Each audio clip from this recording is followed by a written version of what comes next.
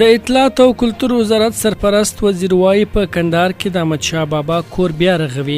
د نوموړي په خبره دغه کور د بیا رغونې پلان یې چمتو کړی دی او ډیر ژر به د رغونې چارې بشپړې سي.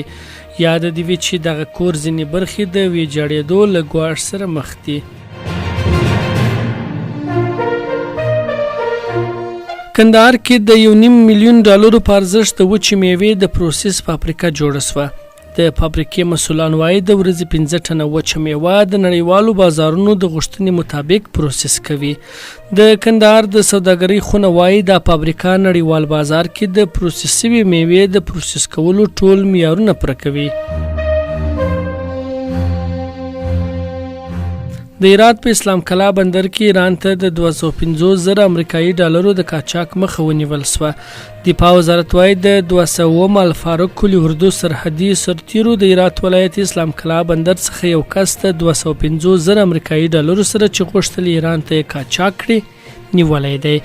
یا د پیسې چې په ډېرې ځیرکتیا سره د موټر په چوکیو کې ځای پر ځای شوي د امنیتي مسؤلینو لخوا کشف او ونیول شوې. کندهار کې د یو روغتیايي انسټیټیوټ څخه 300 ښځینه روغتیا پالانې فارغې شوې. ځایي مسؤلین وایي کندهار کې د یو روغتیايي انسټیټیوټ لالي نرسنګ، علي قابلګي او غواښو پروتیز څانګو څخه 300 ښځینه روغتیا پالانې فارغې شوې.